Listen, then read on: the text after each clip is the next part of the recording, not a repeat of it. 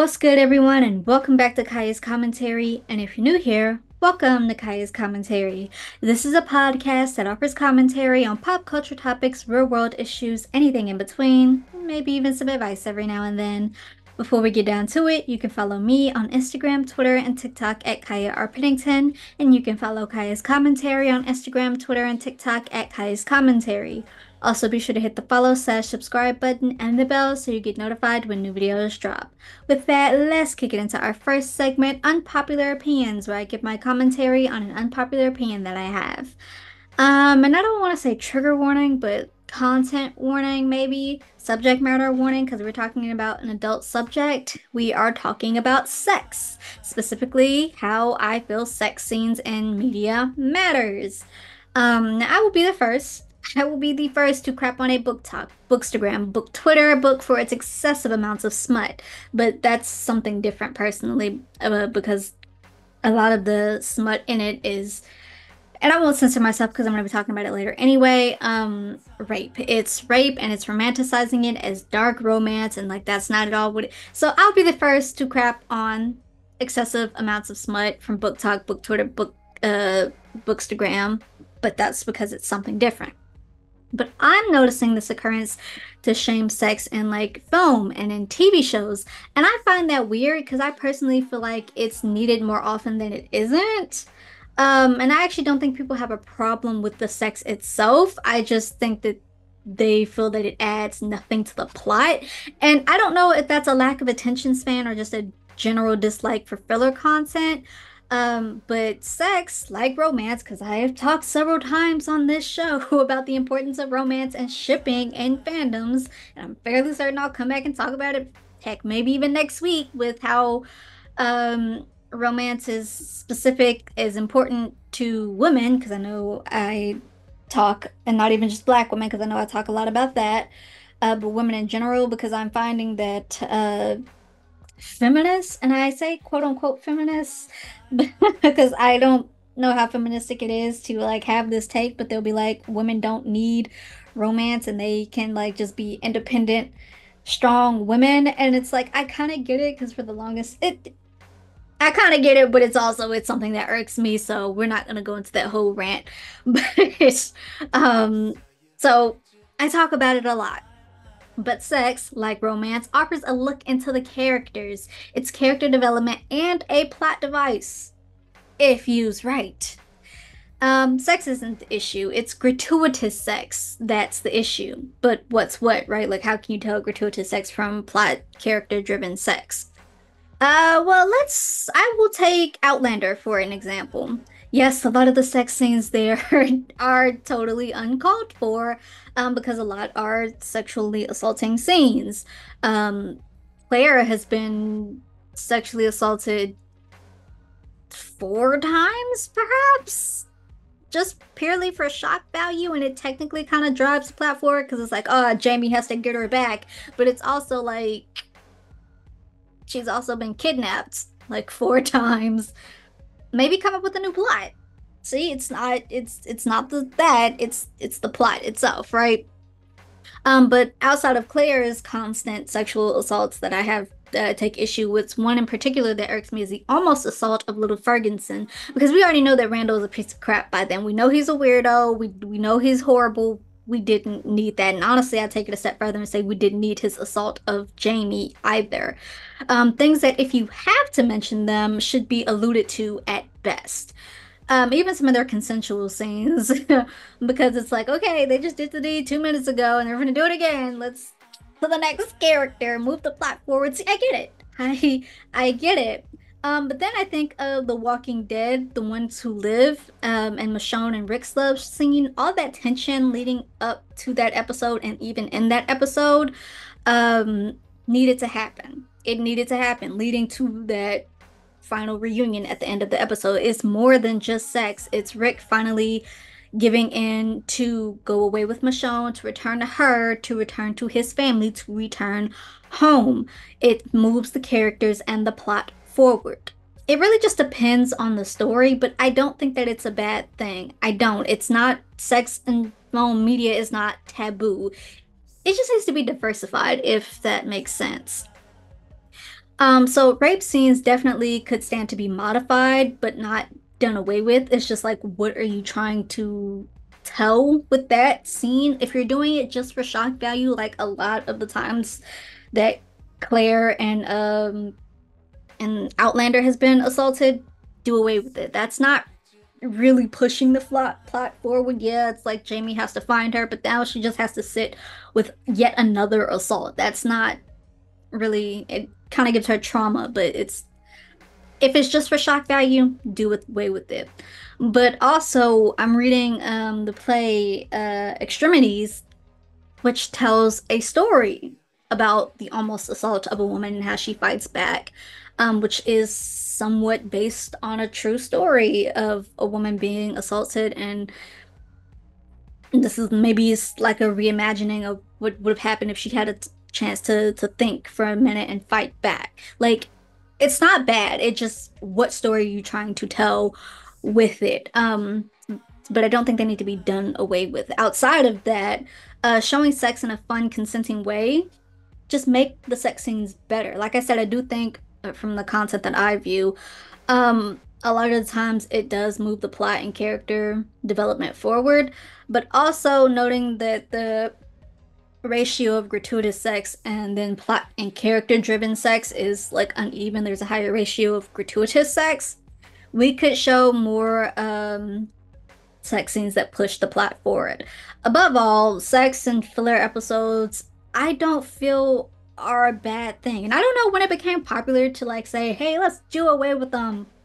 And I mean, it's not new because like people have always like not liked filler episodes. You have those people who be like, unpopular opinion, I don't like filler episodes. But like outside of them, just this whole general, if it doesn't serve the plot immediately, we shouldn't see it. Like we can't say how we're sick of streaming shortening seasons, giving us 6 episodes every 5 years when that's definitely a story that could have been drawn out, but then in the same breath say how you hate the things that would make the story more drawn out in a good way. Filler episodes, getting to know the characters' thoughts and feelings and emotions and even their thoughts and feelings on doing the deed. Like, is it powerful for them? Is it just a simple romp in the forest for them? Is it like it all serves a plot. Rather, it can serve a plot. Because yeah, also acknowledging gratuitous sex has taken over. But the people who are, I personally feel, who like just write like gratuitous sex and shock value sex, they're not real creators. They don't care for the story, right? I don't think that they do. Like, I think there's a difference, and they don't care for the story. They're not real creators. But when you have real creators and real content that is being written, I don't know, do a little bit of due diligence. Like every piece of media is subject to critique, and that doesn't mean you always have to like, oh, let's watch this and deep think it. But also, if your first instinct is to say, this serves nothing for the plot, why do we have to see it? Take a minute, really evaluate it. Was it gratuitous sex, which is a possibility, or was it plot character driven, and is that going to pay off later? That's my little quick unpopular opinion. I feel like sex scenes and filler episodes, filler content matters to the story, and I don't think that we should do away with them. With that, let's kick it into our second segment, What's on TV, where I give my commentary on a TV show that I've seen. Today's show, Little Fires Everywhere. This was a mini series on Hulu, and unlike all the all these seasons now that are just short for no reason, I genuinely think this was a supposed to be miniseries. It stars Kerry Washington and Reese Witherspoon. Let's get into it. So the show starts with a house fire, and we see Alana Richardson. Her house is on fire. She's the suburban mom, but also the career woman. She's a journalist, and her house is on fire. And the police are telling her, "Hey, somebody set your house on fire with you inside it intentionally. Where is Izzy?" We find out Izzy is her youngest daughter, and she's like the black sheep of the family. Could it have been her? Before we get answers on that, we then flash forward to 4 months before this, during the late summer, early fall, where we see mother Mia and daughter Pearl Warren. They live in their car and they bounce around from place to place. They wash up in supermarkets. It's the life that they live. Mia is an artist, and so they often traveled so that Mia can find subjects for her piece of art. which lands them in Shaker, Ohio this time. While they're chilling in their car, Elena, suburban mom, and working woman, sees a strange car in her neighborhood with strange people, and she calls the police on them, forcing them to leave the small little parking lot that they were chilling in. Later, Mia and Pearl are being shown a house by Elena. They're scoping around, see if they can stay in this town for a little bit, who is unaware of who they are until she actually sees their car. And she's like, oh, you're the ones living in your car, and I called the cops on you. So to ease her conscience, she lowers their asking price for the house, which allows Mia to rent. Elena's husband, Bill, he doesn't fully like the idea, but he doesn't push her too much on it. She's like, oh, it's a single mom. They're living in their car. What can we do? This leads the family kind of like to talking about affirmative action and black issues and whatnot. So Pearl meets Elena's children. We have Moody, Lexi, Trip, and Izzy. Or in order, it's Moody. No, it's Trip, Lexi, Moody, Izzy, I think. And Moody and Pearl hit it off. He likes her, but she is very much okay being friends. And then when she meets Trip, it's clear that she has a crush on Trip. But of course, Moody has a crush on her. Though Elena tries to live a routine life, she and Izzy disagree a lot. Like I said, she's the black sheep of the family. They have a lot of issues. She doesn't want to conform to Elena's suburban way of life. Um, Elena is making comments about how pretty her long hair is, so Izzy kind of like burns it, she scorches it, and then they go to the beauty shop and she has it cut really short, which pisses Elena off as well. Pearl and Mia also have their own issues, with Pearl not being happy about moving around from place to place and getting one wall. So every place they get, she gets one wall that she can paint, and that's her wall. But their mess really unfolds as the show goes on, and so does Elena and Izzy, but like they start the show at tensions, whereas Pearl and Mia grow there. And we also see Elena, I'd say, trying to ease her conscience further, but she considers it helping Mia when she offers her a job as her housekeeper, when she sees her working at a small restaurant. This obviously offends Mia, because why would I, as a black woman, want to work in your suburban house and caretake for all you as a white woman? So Elena feels some kind of way about having offended Mia, trying to comfort herself, saying that it wasn't a racist offer. She can't be racist. Her mother fought for women's rights. Her mother fought for civil rights. There's no way she can be racist. However, after seeing how much time Pearl is spending with the Richardsons and over at their house, Mia then takes Elena up on her offer so that she can observe Pearl in their house. And she also begins a friendship with Izzy, because Izzy is also an artist and they just kind of click. Later that night, Mia has a dream about a strange man watching her on the subway, and Elena gets a call from Mia's reference, quote unquote, saying that he has never heard of Mia Warren and that he has never rented to her. That's episode 1. Episode 2. We see the things that Mia had to do to provide for Pearl as a baby. I honestly can't remember if this was for her own pleasure or if like he paid, like she has sex in a car with a man while baby Pearl is in the car, and I can't remember if she did that for money or if it was for her own pleasure. And the present is the first day of school for everyone, and Pearl is already having trouble with her guidance counselor because he doesn't believe that she has taken the right amount of courses to change credits to change math courses.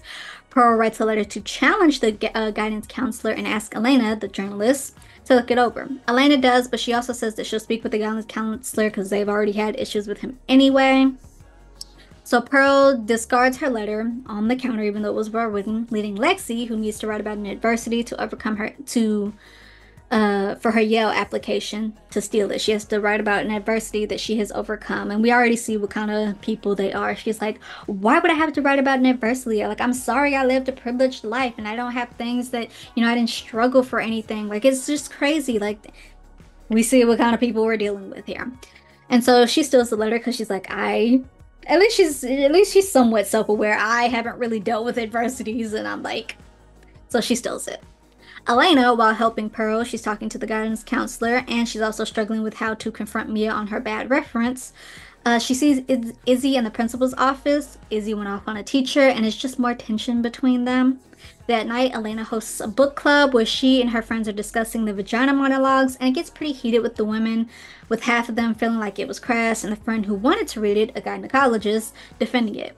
Mia helps out Elena, and Elena is very grateful. And so after everyone leaves, she and Elena are chilling.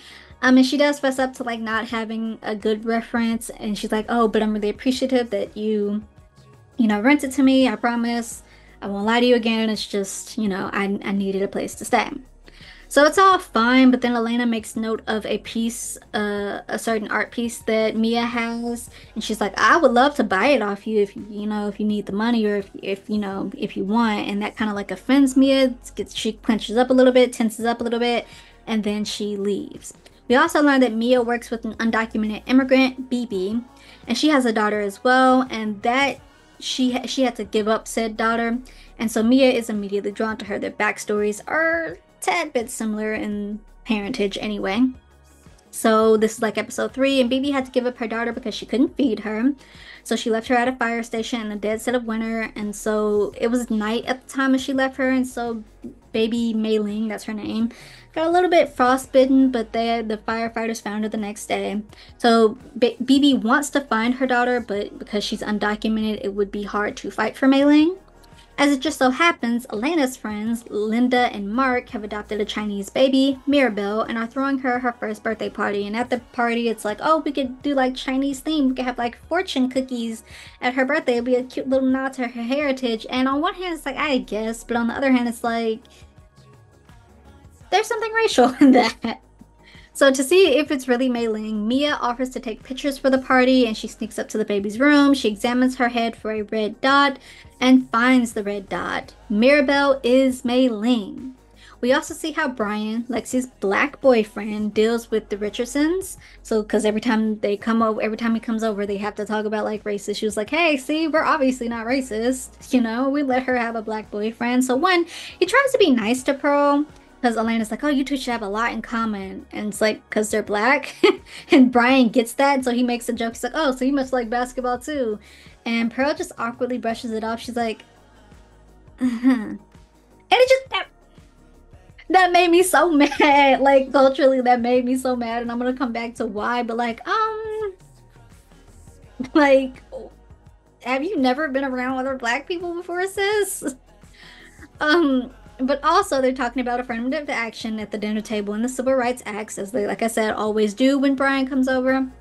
And so this is where Brian learns that Lexi stole Pearl's struggle story, which she was very defensively telling him about earlier. She was like, you don't believe it happened to me, do you? Well, it did happen. And he's like, okay, I believe you. It happened. If you say it did, you say it did. And then it's like, it didn't happen to you. And that's why you were so defensive. And so to make up for it, Lexi takes Pearl dress shopping for homecoming, but it leads to questions about Pearl's fathers that she can't answer, leading her to go bombard Mia with questions.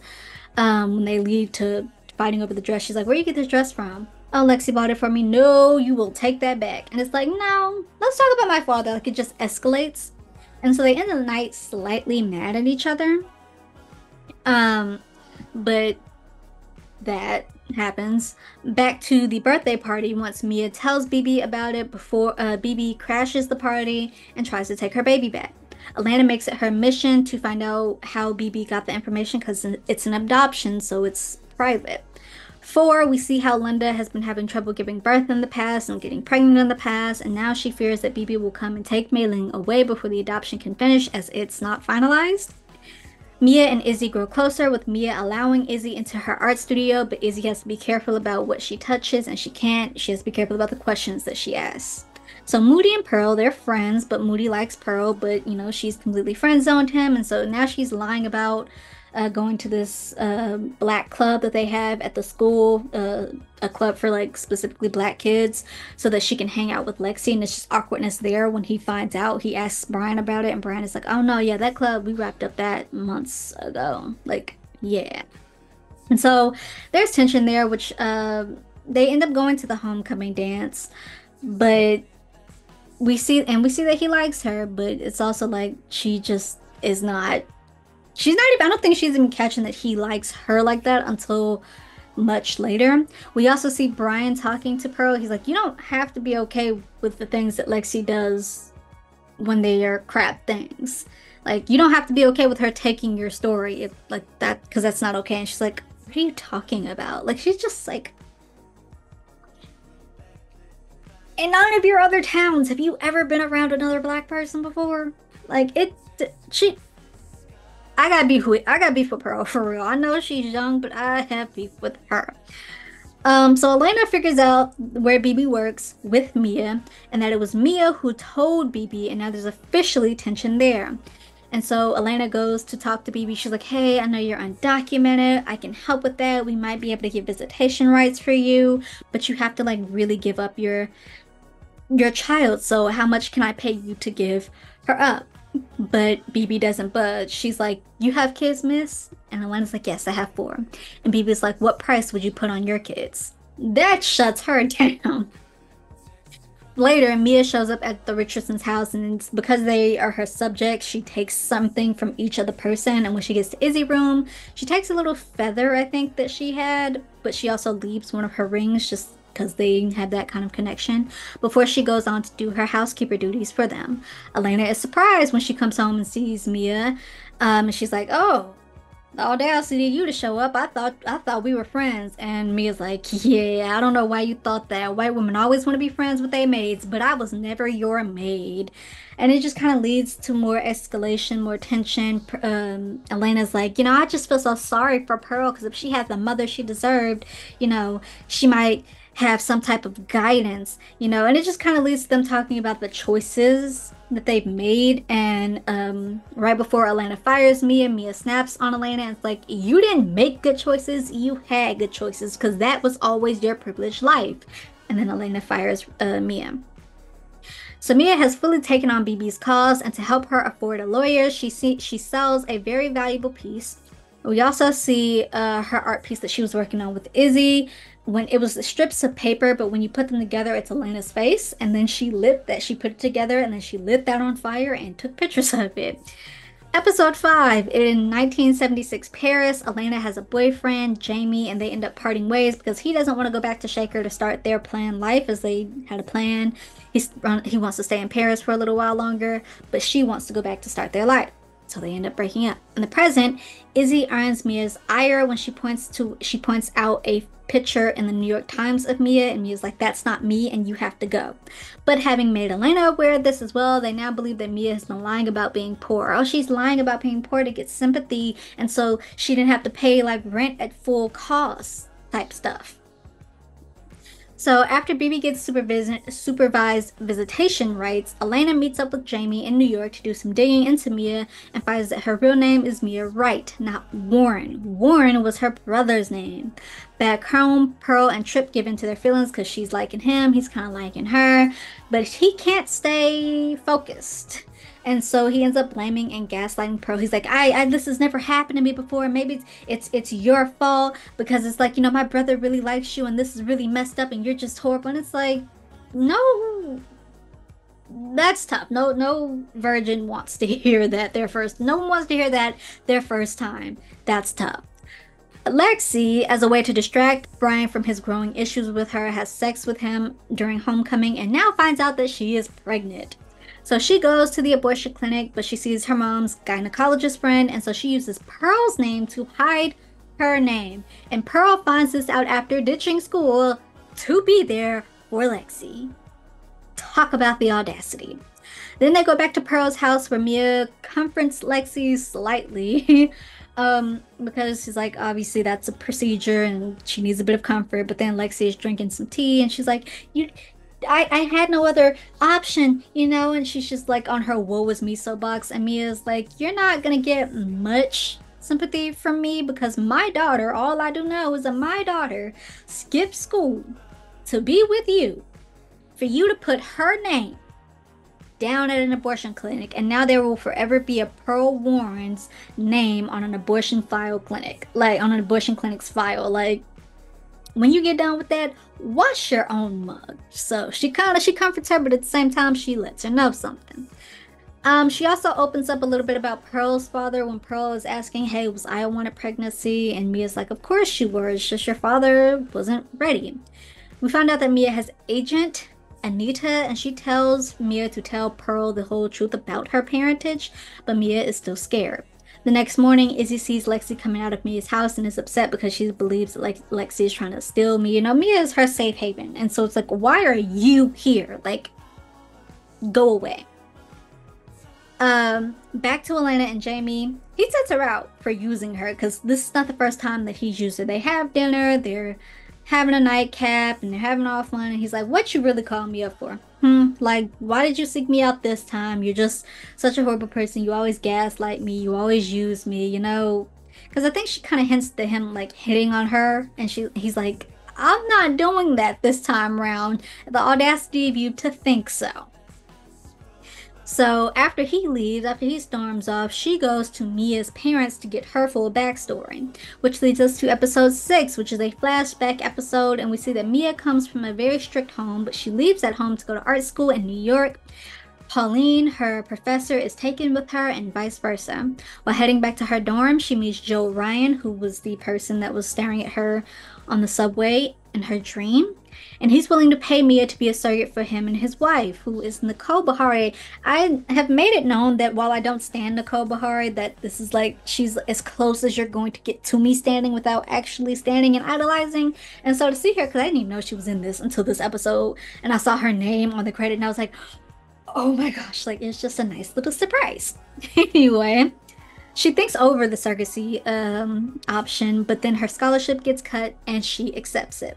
In Elena's young life, she has 3 kids and she's very happy. She returns to work, but when she goes to the doctor for birth control pills, she finds out that she's pregnant again. She only wanted 3 kids, but her mother, who fought for women's rights, and her husband, Bill, they talk her into keeping it. Back to Mia, Warren finds out about Mia's pregnancy and her relationship with Pauline when he comes to visit New York. And I guess pregnancy was like scandalous back in the day because they act like it is such a wild concept. Like, I think I looked it up and I think it was illegal in a couple places. Like, because obviously, like, that's a serious life decision. Um, but I didn't know that that wasn't always an option because even in ye old times, surrogacy was a thing. It was a concept. Like, but I guess now it's like it's scandalous because they just like you're surrogate, you're a pregnant woman with no father and no husband, and it could just be because like they come from very strict parents. But it's like they act like it was scandalous. But Warren tries to talk Mia into keeping the baby, and Mia's like, "This is not my baby. I'm just doing this for the money." Elena is not bonding well with baby Izzy, and so she's crying, she's crying, she's crying. She needs a pacifier. So when Bill comes home, she leaves the kids with him to go get a pacifier. While out, she meets up with Jamie, and they almost do the deed, but then she begins, what's the word? We're gonna call it milking, but you know, when you start leaking, not even leaking, what is the word? Um, you know, teething, that's what babies do. Y'all know the word that I'm talking about when new mothers breastfeed and stuff, and so they sometimes occasionally get wet up there because of the milk. That's what happens, and it breaks the tension. I can't think of the word. That's what happens, and it breaks the tension, and then she kind of like blames him for trying to take advantage of her, which is so now we have insight in on why he went off on her like he did in the previous episode. As for Mia, her brother dies in a car accident and she is banned from going to his funeral by their parents because of her status. And so she's lonely. She's thinking about her conversation with Warren. So she ends up writing a letter to the Ryans about a miscarriage and offering them their money back before going on the road with baby Pearl and changing her last name to Warren as a way to honor Warren. But while she's away, we also learn that Pauline has died. Her lover has died. Elena comes back from her night with a pacifier and a clear mind. And that's pretty much episode 6. Episode 7, Izzy and April, who was Izzy's girlfriend, they go to a house party and they play spin the bottle. They're caught kissing in the closet, but April blames Izzy. She's like, oh my gosh, she molested me. Oh my god, mind you, they're girlfriends. It's just not out. So now Izzy is kind of like shut up, and also April and people in the school kind of bully her and call her Ellen because mind you, this is set in the 90s, and so Ellen had just recently came out then. And so she's just adding on to like her outcast status at school. In the present, there's small court proceedings over Mei Ling. Alana makes it known to Mia that she knows about her past, which shakes Mia. Alana was trying to scare Mia into not testifying, but Bill notes how stupid that was because her past life, none of that really has bearing on this specific case. So Mia testifies anyway. Mia also finally comes clean about Pearl's father a little bit, which angers Pearl. The Richardsons are trying to take a family photo, but Izzy doesn't really want to wear the shoes, leading to a boiling point for Elena, growing more so when Izzy gets in trouble for like black-faced Cabbage Patch Kids. So she takes Cabbage Patch Kids and she like prints out like celebrity faces of Hispanic celebrities, black celebrities, white celebrities, Asian celebrities, um, and puts it on there, and she like has prices for them. It's like Hispanic kids are this much, Asian kids are this much, black kids are free, and all the people like, the black kids and people in the school, they're like, that's so racist. And she's like, yeah, that's the point. She's trying to make a point about like BB's adoption trials, but it just doesn't come off the way that it should. It doesn't. Which I think this she might have said this in an earlier episode, but it also Elena makes comments like, hey, it's hard to be your mom sometimes, and it's like you're hard to be around. She says that to Izzy, which kind of gets Izzy to storm off. Also, there's tension between Bill and Elena as he finds the receipt for the dinner that she and Jamie had a few weeks ago, in addition to knowing about her past meeting with him. Mia comforts Izzy, but also sets her straight about her accidental, I am just tripping over my words, racialized antics.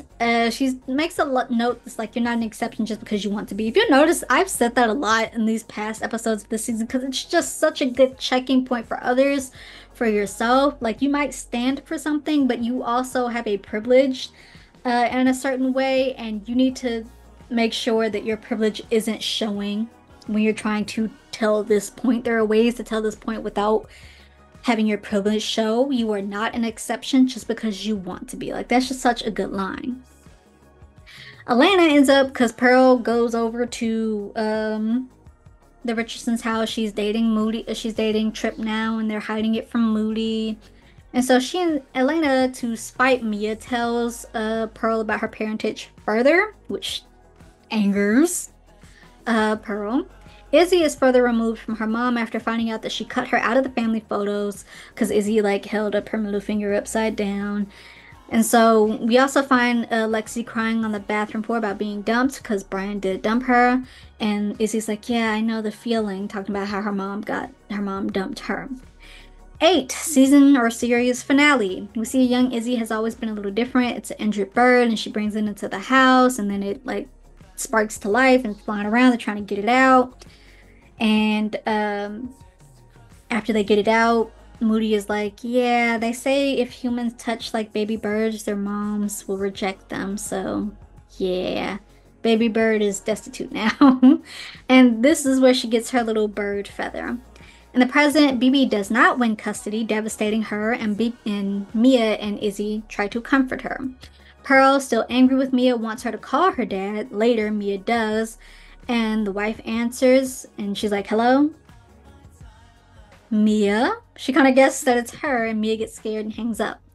Elena finds out about the abortion after snooping through her gynecologist friend's stuff, because she was going there to ask him, hey, you got any, dirt on BB? And the gynecologist friend is like, I'm not in the business of selling women's secrets to use against them. No. But she gets called away and actually leaves Elena, who just asked her to do some very illegal stuff, in her office with files. Elena snoops through her computer, but then she also has like files sitting on her desk. And Elena sees Pearl Warren's name, which was Lexi. And so she's thinking that, she's been playing Moody and Trip, but she ended up getting pregnant by one of them, and now she has had an abortion. So when she goes to tell Bill, Bill's like, nah. At least those two aren't the ones that are the saps paying for dinner, confronting Elena about her possible affair, and then like blaming her. It's like, hey, how did you not get that you were the one that brought Mia into our lives? This all happened because of you. And Elena kind of hits back. It's like, hey, yeah, well, you've never been supportive of me. Tension there. So Mia finally tells Pearl everything, and they're at a point where they can talk now, and they're at a point where they realize that we might I have to leave up out of here. BB pulls a Mia and she takes Maylene and they head to Canada. Elena confronts Mia about the abortion, thinking that, it was Pearl. Like I said, that Pearl has played her sons, and so she's looking at her some kind of way too. And Mia has to set her straight. I said that Elena had a line in there to Mia that's like, if Pearl had the mother she deserved, Mia throws that back and it's like, if Lexi had the mother she deserved, she might not have needed to spend the night in my arms when her own mother was gallivanting with my parents. That leads Elena to kicking them out that night. So Izzy loses it when she finds out that they're gone. And so she's trying to set the house on fire. She's pouring gasoline on all her stuff. Because she threw like a lot of her stuff that Elena had bought onto the lawn. And this kind of sets Bill off. Bill has always kind of been on her side, but also he's like not really outspoken to her, like in defense of her much. But he was that barrier between Elena. And so he kind of snaps. He's like, hey, you know what? You cannot keep doing this. Do not throw your stuff on the lawn. Put it up. Put your curtains back up. Get with the program. She sucks. I know. You're not making this any easier, type stuff. So when the siblings come in and catch her, they try to stop her, and then Elena comes in and they confront each other. And she's like, "This obsession that you have over Mia," and Izzy's like, "It's not an obsession. That was April, who was my girlfriend for a whole year. Mia, I just wanted her to be my mom because she was the only one who actually cared about me," which leads Elena to tell Izzy, she's like, "You think I liked you? I didn't even want you. You weren't wanted." And someone's like, "Mom, how could you say that?" This leads to Izzy running off, and Lexi and all the siblings are like, "Go apologize to her." And she's like, "No."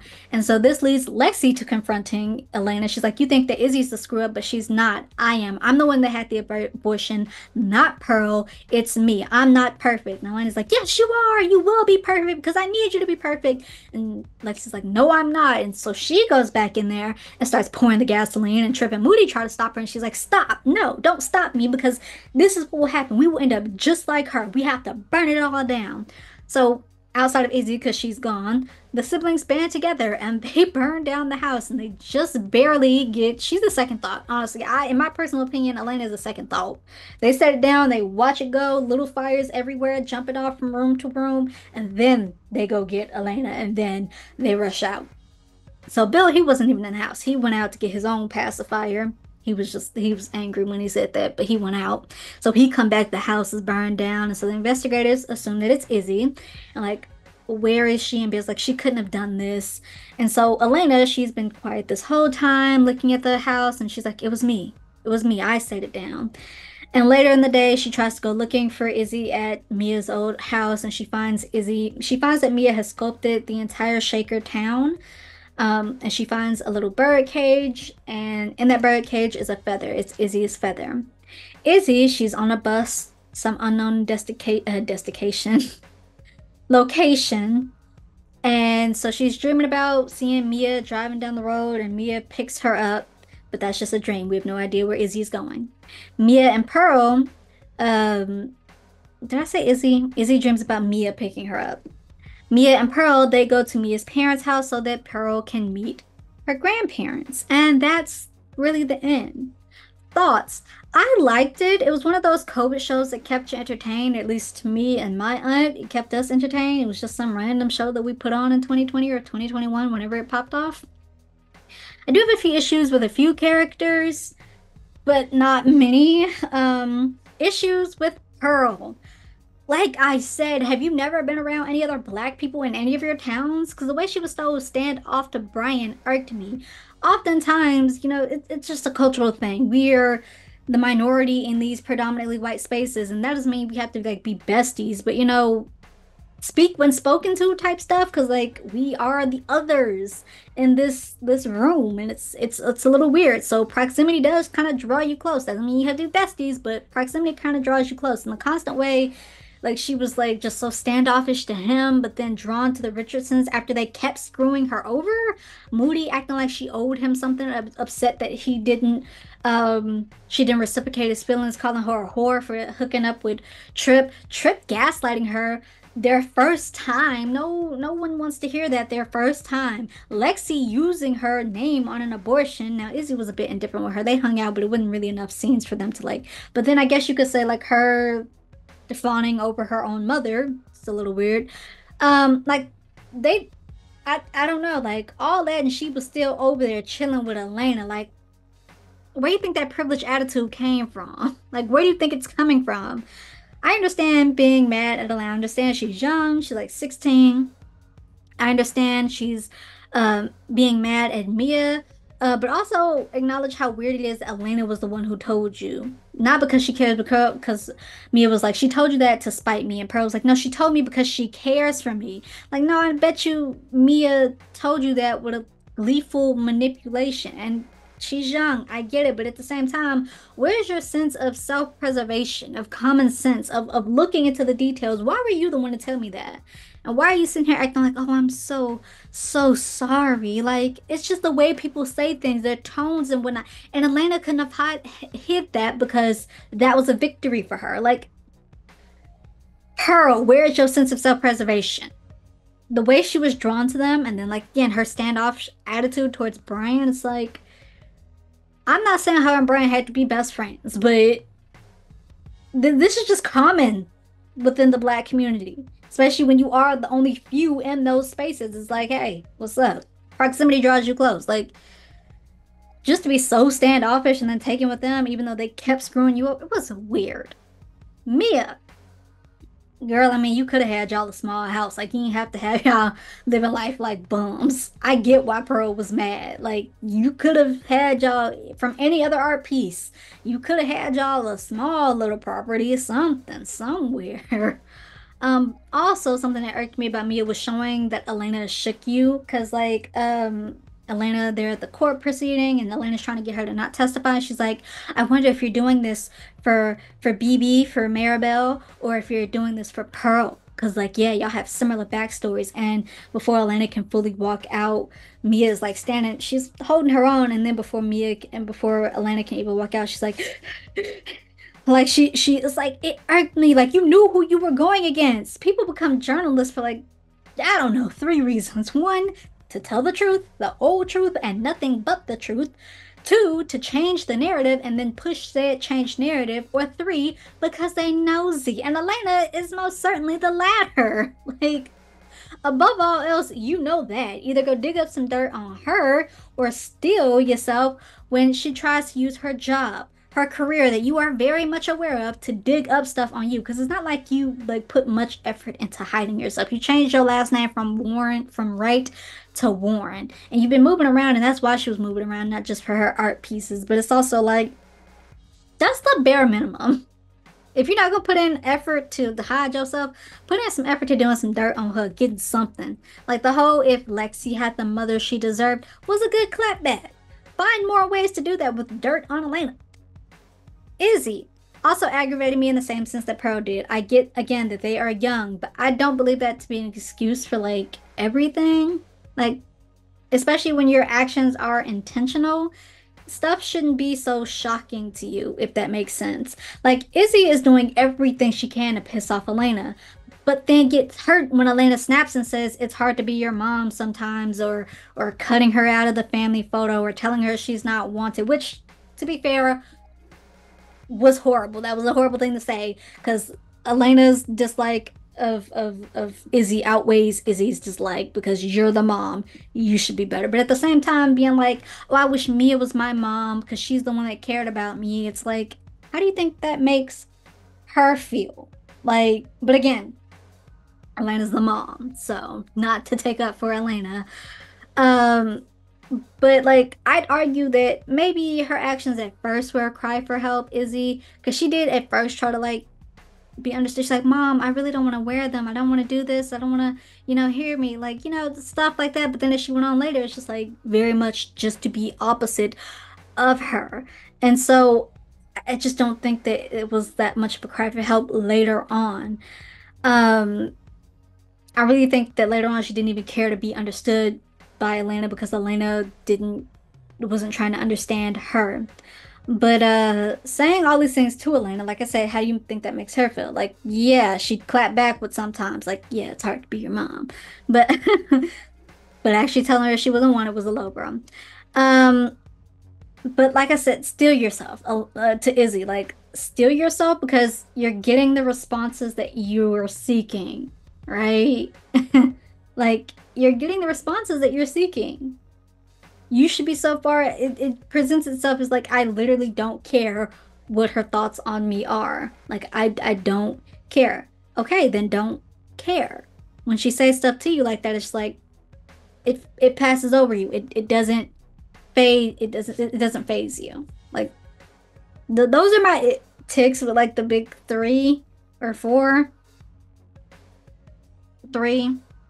Because obviously Elena is like a whole issue within herself, but like of the antagonists and then like characters, or I guess if you could call Izzy an antagonist and Mia an antagonist.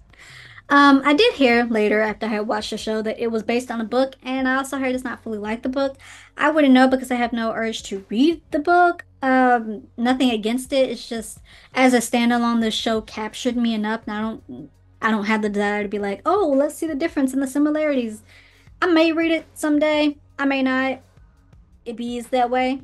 I think the show was pretty decent. Maybe like a 7.5 out of 10. With that, let's quickly move into our third and final segment, which is a new segment called PSA, where I give a little helpful, hopefully, PSA. So, I'm driving a lot lately for work now. I used to work from home a lot, and now I'm driving. And the thing that I've noticed is a lot of people cannot drive. A lot of people cannot. And I'm not saying that I'm perfect. I have made my mistakes, but the basic rules of the road I do know and I do follow, and I don't feel like a lot of people do. And I know it's different from state to state, from region to region, territory to territory, but I feel like these are some of the basic things that people should know.